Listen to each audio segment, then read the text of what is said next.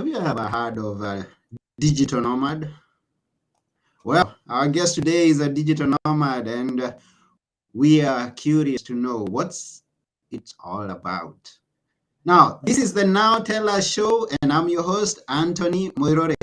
At Now Tell Us, we get to have guests come and share with us stories. They come and inspire us. They come and just we have a discussion, a conversation that is interesting. It's always been good, and thanks to you, our audience, we are climbing up on Podmatch. We are at number 2 today. Wow, that's interesting. And please remember to share this video with your friends, or the audio, even after we are through with this recording. Share it with your friends. Comment, ask questions as we are moving on.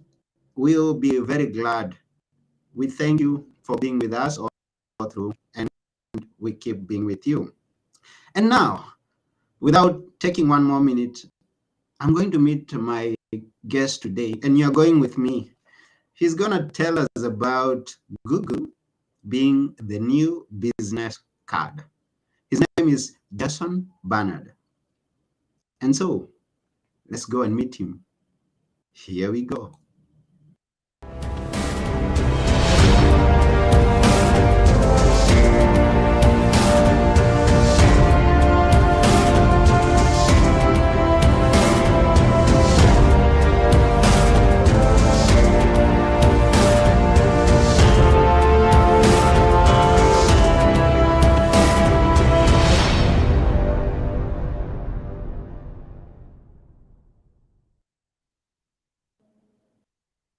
Hello, Jason. Hi, Anthony. How are you doing? I'm fine. How about you?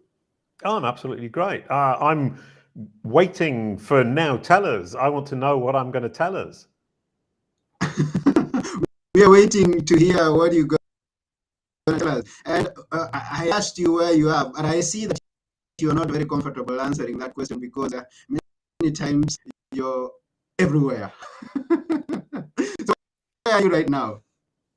Oh, right, yeah. Right now I'm in the south of France, in a town called Sommières, which is near Montpellier.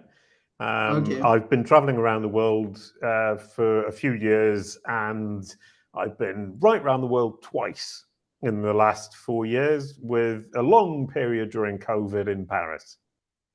Wow, that's beautiful. So in a short word, or in a brief, what is a digital nomad for someone who may not have an idea? Right. Well, the idea of being a digital nomad is working online. Obviously, we're now, after COVID, a lot of people working online. I've been working online since 1998. And since 1998, I've just been traveling around the world. I've had homes, I've rented houses, but I don't own a house. I was in Mauritius for a long time, which is in the Indian Ocean, just off Madagascar. As I said, I went around the world. I went to Australia. I went right around the world, apparently the wrong way, from France to Australia to America and then back to France. Incredibly tiring. If you ever go around the world, I have been told you shouldn't go that way because it's really tiring. But you do get the thing that you land in America before you took off in Australia. So you take off in Australia at 10 in the evening, but you land in America 2 hours earlier. And that's brilliant. I've done it once, but I will never do it again because it's really tiring. And that's interesting because with this digital thing, I am always finding that we are talking with people in two different worlds. I mean, I'm in today and they are in tomorrow. Yeah, no, wandering around the world working on the internet is delightful. I remember in 2000, the year 2000, I was living in Paris, and people were saying, you can work on the internet. When you work on the internet, you can work anywhere in the world and it doesn't matter. So I spun the globe and I put my finger down, and my finger came down on Mauritius, which is, as I said, on the south of Africa, just off Madagascar. We moved there with my ex-wife and my daughter, and we lived there for 13 years, building an internet site for children from Mauritius, sitting on a tropical island on the beach, running an internet business. It was so delightful. Wow, what an interesting way to find my next destination. I moved around. I moved around. But that's quite interesting. I may try it sometime. Yeah, I mean, one nice thing as well is the reason I went around the world in 2019, I started, and I just wanted to travel. And my accountant told me that if I wanted to travel and still work, I needed to have some kind of production from that traveling. So it would either be finding new clients, but then I said, if I produce a podcast, would that count? She said yes. So I just went from country to country, going to different conferences, interviewing people about digital marketing. And that was my excuse for traveling the world, was doing this roving podcast from conference to conference, from country to country. And it was really, really lovely. I would love to do that. It sounds quite interesting. Now, looking behind you, I see a guitar. Yeah, well, it's a small bass. It's a lovely acoustic bass. I'm actually, by career, my initial career was a folk punk double bass player. So a double bass, which is the big contrabass, as we say in many languages, for what, 10 years? Playing double bass. So I'm a bassist, I'm a musician. So, and you also sing? Yeah, I sing a quick hello and we're good to go. Welcome to your own show, Anthony Muiri. I massacred your second name. I do apologize. That's good. You did the best. And now, how many other instruments can you play, just for curiosity's sake? Oh, right. Well, right here I've got a guitar, and right over there I've got a ukulele, but I'm really bad at it. It's one of those things in life where you play one instrument and you're good at it, and somebody gives you another instrument and you think, well, I'm a musician, I can probably play reasonably well. I can play a little tune on the guitar, but it sounds very second rate. So I would say I'm truly a bass player and definitely not a guitarist or a ukulele player. That's cool. Now, you did cartoons when I was. You mentioned doing a cartoon, and especially when you're in Mauritius. Yeah. How did that come to be?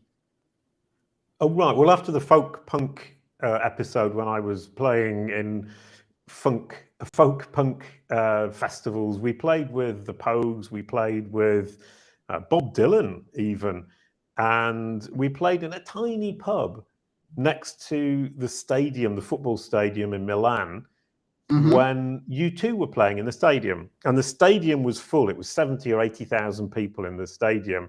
And we played in this tiny little bar right next door, and there were 3 people. So we played next to U2 and we didn't get any audience. And then after that, I decided that I would write and perform songs for children.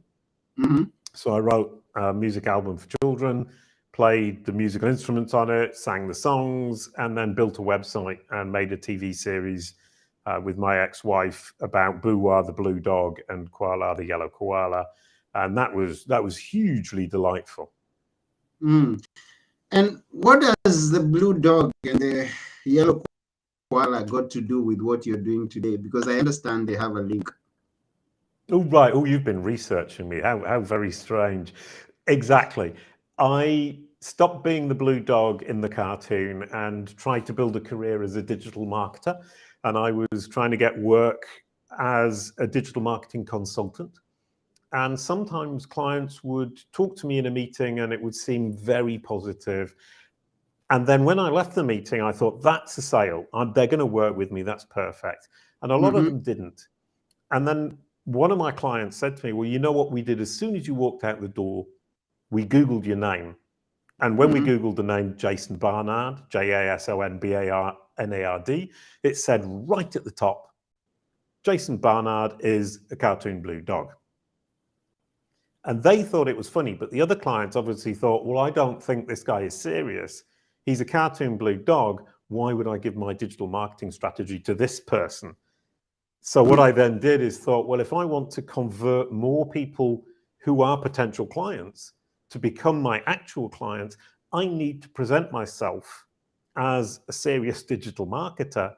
so that when they search my name, it says Jason Barnard is a digital marketer, and then it's got videos, and it's got my articles on Search Engine Journal, and it's got this incredibly convincing professional aspect that it didn't have when it said Jason Barnard is a cartoon blue dog. So that taught me that I can control what Google shows about me when you Google my name, my company name, but then I can also do it for you or another company or another person. And that idea that Google is your business card is phenomenally powerful. That's beautiful. And we're glad to get a few tips here and there as we are moving on in this episode. Now, I actually Googled your name on before we came on. Right. And guess what? I put I don't Jason Barnard, and the whole page went red. Yeah. so I was not surprised to see you come on the show red. So right, 100%, and that's a really interesting point. Is that when you communicate consistently, Google understands what it is that represents you and what your audience expects to see.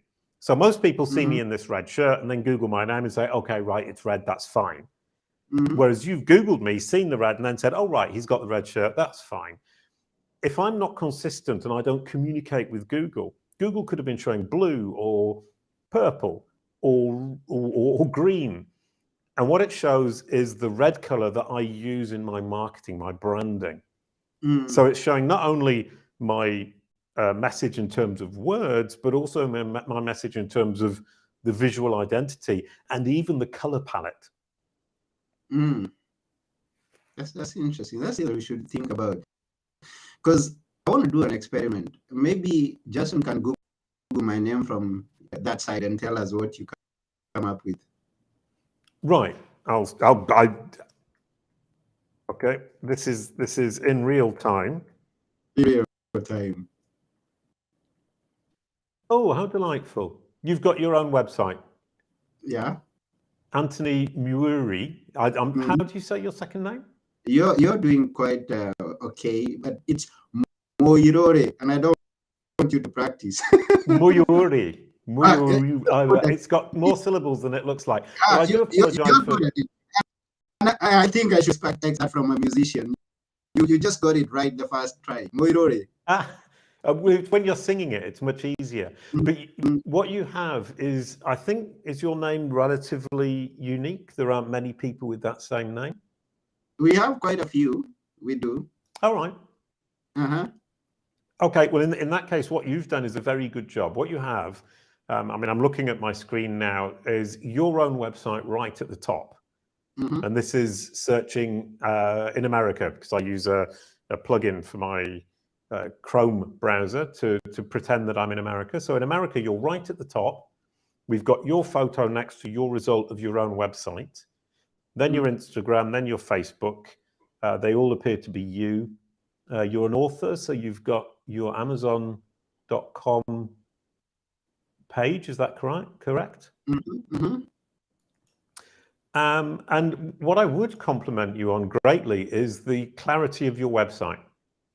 Okay. Is that you've got a very clear website with clear navigation of the home, with the about page, which a lot of people don't do, where if I'm interested, obviously when I come to the home page, I want to know something about you. I want to investigate what you're all about. Then I can go to the about page to find out more about you, see why you are such a credible podcast host.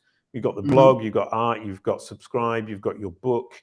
And Google, because your website is so clear, Google is able to understand that website and provide me not only with your homepage, but multiple links, including about the blog, art, and subscribe right there on the search engine results page. Beautiful job. Brilliant, Anthony. Huge congratulations. Thank you very much. I've been trying my level best. And since I know we can always improve, and starting here, because when you Google, you didn't come up with the shirt that I'm wearing now. It didn't have a unique color palette like the one that you got. I know there are many other areas I could improve on, and that's why we have you here to give us a little bit more insight into using Google as our new business card and exploiting it, going to our most Right. potential, achieving the most that we can from it. Now, go ahead, take your time here and tell us everything you want to tell us. Well, absolutely. I mean, you make a very good point about your shirt and my shirt. And what I've been very careful about is using the same shirt in the photos that I post on all of my social profiles, in my baseline as an author, on my own website. It's always with this red shirt.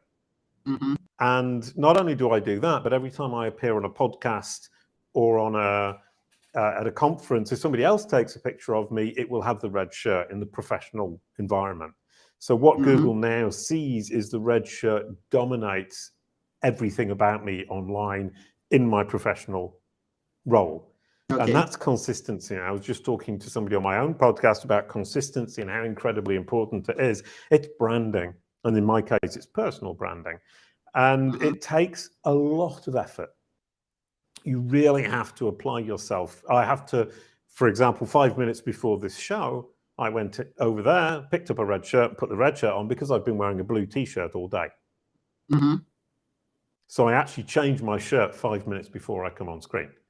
The other interesting point is if you want Google to understand who you are, what you do, and which audience you serve, which is the fundamental understanding it needs of you in order to be able to represent you correctly to your audience when they Google your name, you need to be incredibly consistent in how you express who you are, what you do, and which audience you serve. So if I have a description that says Jason Barnard is the CEO and founder of Cube and an author and a digital marketer and a musician, if I'm consistent across the web with that specific sentence, Google will understand that those are the things that I do. And whichever one I put first is the one it thinks is most important. So if I put Jason Barnard is an author and the CEO of Cube, it would think author is more important than CEO of Cube. If I write Jason Barnard is the CEO of Cube and an author, it would think that my role as a CEO of my company, Cube, is more important than the author. So, and as human beings, that's how we understand it as well. What comes first is most important.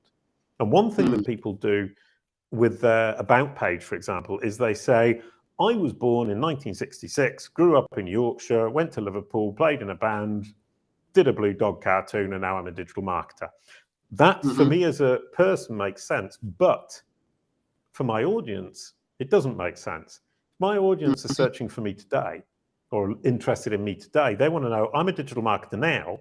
Before that, I was a Blue Dog. Before that, I was in a band. And before that, I was living in Yorkshire. And I was born in 1966. So when you're presenting yourself to both your audience, current audience, and to Google, you need to do that CV in reverse order. And most people get it wrong and start with when they were born. But if you're really interested in when I was born, you'll read to the bottom. But most people are probably not interested in when I was born. They're more interested in Jason Barnard is the CEO of Cube and specializes in brand SERPs and knowledge panels, because the majority of people looking for me or researching me are interested in my role today, because that's what I'm communicating most. Wow, that's good. Now I kind of understand that, because and I have an experience in that in a different area, and I think they go hand in hand.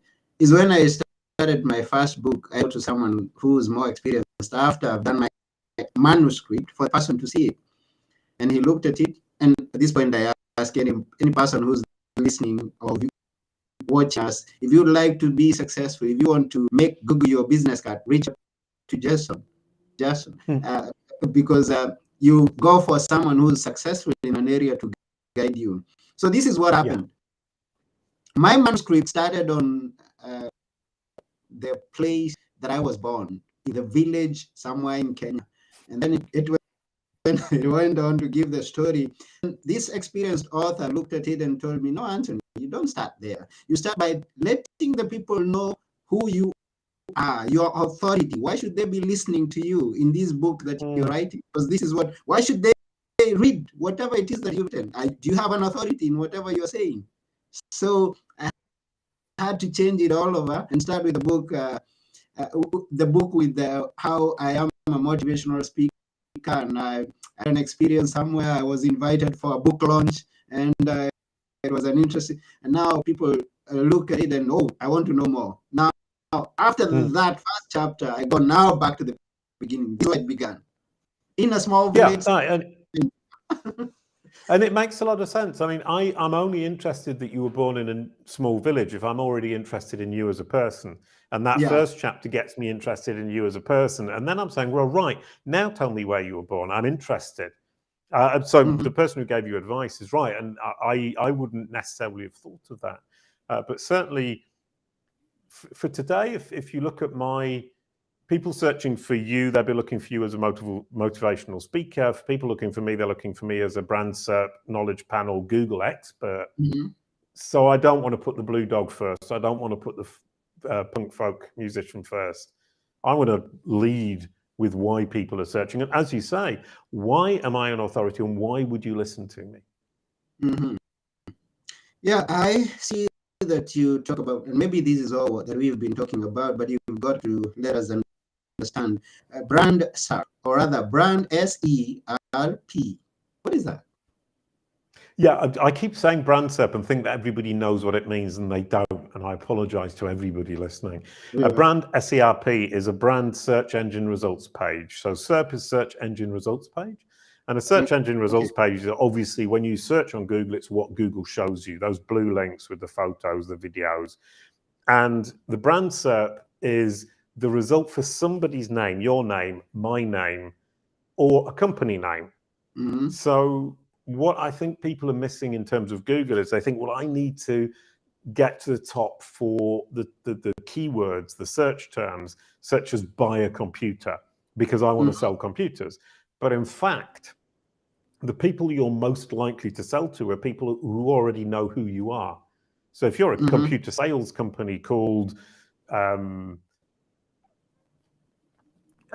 Gray's Computer Company, I would expect to communicate with my audience on social media, in the street, on all the different platforms, and then they would search my name, Gray's Computer, I can't remember what I said, Gray's Computer Servicing Company. And at that point, I need my client, my potential client, to see a great result that reflects well on me and demonstrates me to be the authority and to be credible to sell them the computer I'm trying to sell them. Whereas if I get to the top of Google for buy a computer, the person who comes to me through Google doesn't know who I am. What's the probability that you would buy a computer from a company you've never heard of? I think from a marketing perspective, from a long-term business perspective, getting to the top of Google for those short-head, the really commercial keywords like buy a computer is hugely important. It's great. But you should really be focusing on making sure that the people who are already interested in you as a company are convinced. And what I love about the idea of Google Business Card, which is the search engine results page for your brand name, is that when Google presents your brand as a credible, authoritative brand, and that Google Business Card looks great, you're getting Google's stamp of approval. And we use Google because we trust Google. And if Google is presenting you in a great light to your audience, Google is giving you its stamp of approval, and the likelihood that you will be able to sell to that audience is much higher. Beautiful, beautiful. And then you use the word educate, something maybe you told. Why you call it a Google HR or something like that? Yeah, well, I think if you look at Google from the perspective of Google wants to understand the world. Okay. Like a child wants to understand the world. And the reason it wants to understand the world is because it's trying to match its users' needs when they search, for example, buy a computer, they want to buy a computer. When they search Jason Barnard, they want to find out more about Jason Barnard. It wants to match that need to the solutions that we're offering. So if it can understand our solutions, it can actually match them to the needs of its users when they're searching on Google. So that understanding becomes fundamental. So from that perspective, Google's understanding is the foundation of its entire business. So if we can educate so that it understands, we're in a much better position. If Google understands me and the solution I'm offering, but it doesn't understand you and the solution you're offering, it cannot offer your solution to its users. It can only offer mine. If it understands my solution and me better than it understands your solution and you, it will prioritize my solution over your solution. So understanding in Google's mind is the fundamentally most important thing we all should be focusing on in terms of search engine marketing today. And at Kalicube, we have the recipe for that. We know how to educate Google. We know how to get it to show my Google search engine results page for my name red with lots of positive information that make me look very professional. That's our business. That's our speciality, and we know how to do it. Educating Google is key to the future of search engine marketing. Wow, thank you very much for all that you shared. Now, you educate Google, and you work with individuals and companies, I guess. So tell us, tell us even how they can reach you in order that they can learn how to educate, or you do it for them. Well, one thing is as you mentioned, most people don't talk about Google this way. Most people talk about Google and say we need to adapt to its algorithms, we need to put more words in the page, put more resources into making the web pages faster, whatever it might be in terms of optimizing your content for Google. And I'm saying we need to educate Google, because if it understands, it will deliver our solutions to its users when they need it. So from that perspective, we have a lot to share, and we share most of it for free. So if you come to kalicube.com, you will find masses of articles, FAQs, and information that will help you to understand how you can educate Google so that it understands what you offer to your audience. Then we also offer consulting for people who need some extra help, which I can give.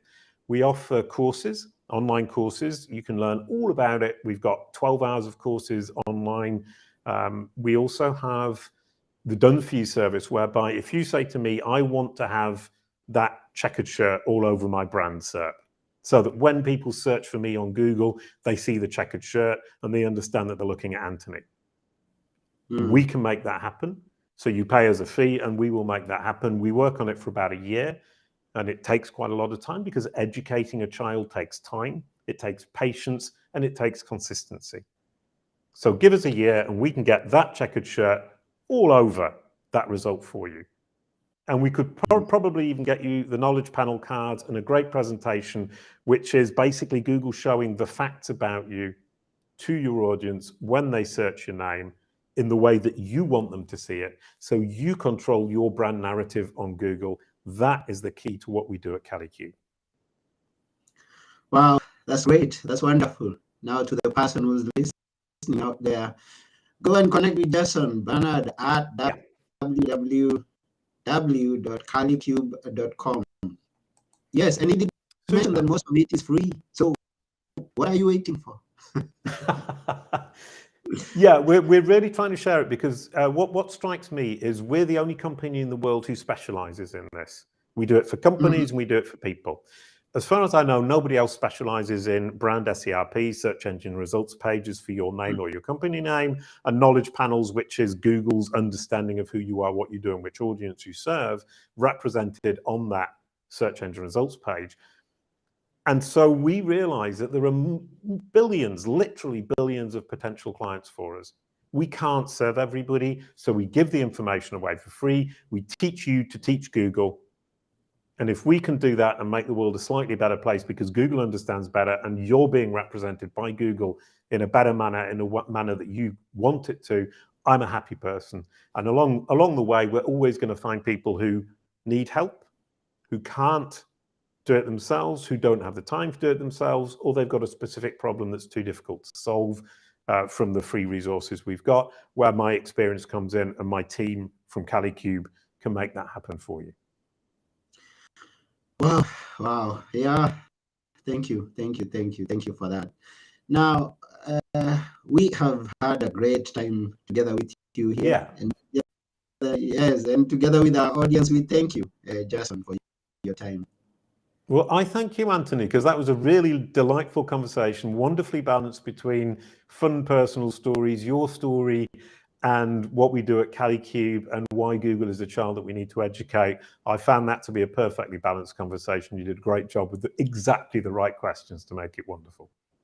Oh, thank you very much even for that feedback. I really appreciate it. So we are now coming to the end of the show. But before we go, we would like you to leave with us a few words that we should always remember. What are they?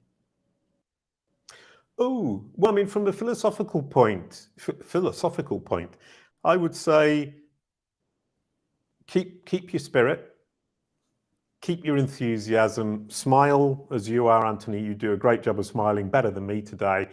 But I get up in the morning and I want to move forwards with what I'm doing. I want to do my job, do it well, enjoy my life with my family, enjoy my life with my friends, and looking at every day and thinking, well, I'm looking forward to this day.